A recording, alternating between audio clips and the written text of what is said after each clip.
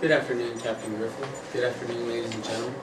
My name is OT Major Hollister. Today I'm going to be talking to you about the subject on whether or not it would be worth it, or if it's feasible, to separate space from the Air Force or create a separate Space Corps. I will tell you that yes, the answer is we must separate space from the Air Force.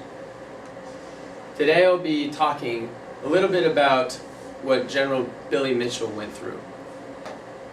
The struggles that he went through, the advocacy that he had with his peers when he tried to advocate towards air power and separating air from the Army.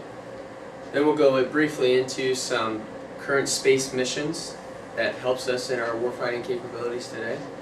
And then we'll end with some global threats and how if we do not separate space, these global threats will surface and become a very ugly situation for us. Let's start out with the one and only, the godfather of the Air Force, General Billy Mitchell.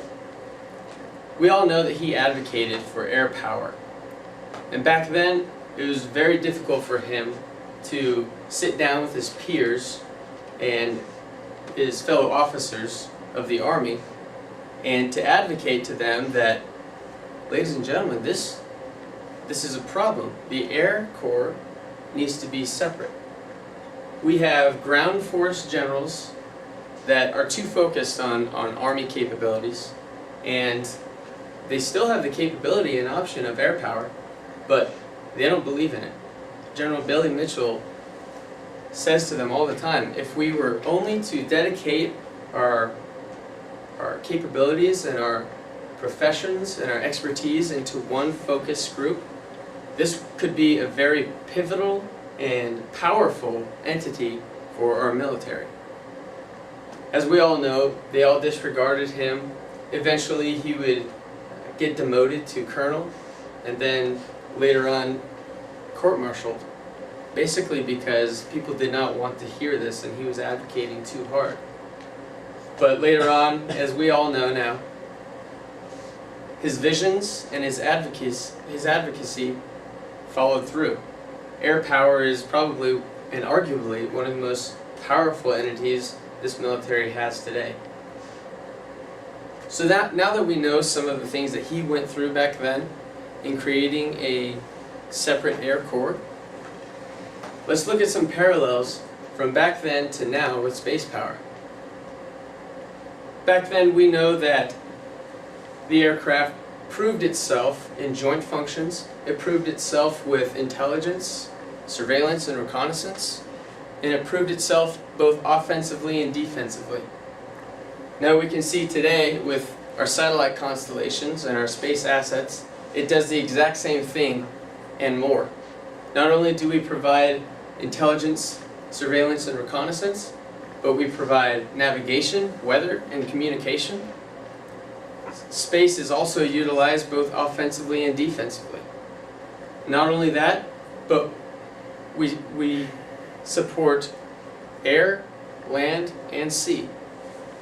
So now that we know some of the parallels or some of the relations between the two time periods, let's go a little bit deeper into the capabilities of space and what we're utilizing today.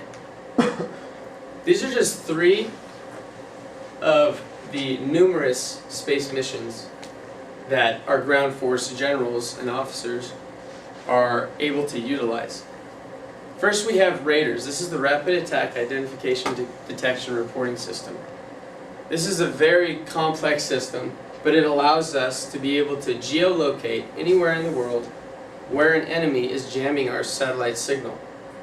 The enemy is constantly, probably right now, jamming our satellite signal so our troops on the ground and sea and in the air cannot get them.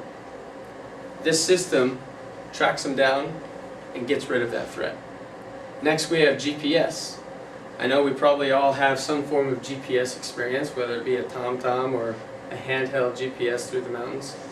But the Air Force is currently responsible for the entire GPS constellation. It not only provides us with navigation, but it provides us with precise time. If we didn't have GPS, we wouldn't be able to take that JDAM pinpoint a location and possibly send it going right through the front door of a terrorist's house or building. Finally, we have DSP. This is the Defense Satellite Program. This is a reconnaissance satellite, but it duplicates itself as an early warning missile satellite. So we have early warning ground stations, but we also have space-based early warning systems. These are just, like I said, these are just some of the capabilities. You can find way more capabilities on Peterson Air Force Base's homepage. That's Air Force Space Command Headquarters. So now that we know a little bit more of the capabilities, let's go into what the battlefield looks like today. More specifically, I want to talk about the mediums of war. When I say mediums, I mean the environments. We have the ground medium, we have the air medium, and we have the sea medium.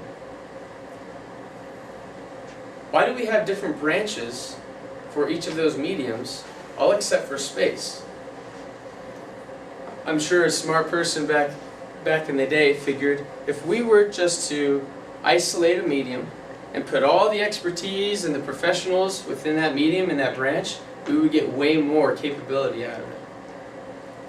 As you can see, we have space, and it's connected to every single medium on the Earth.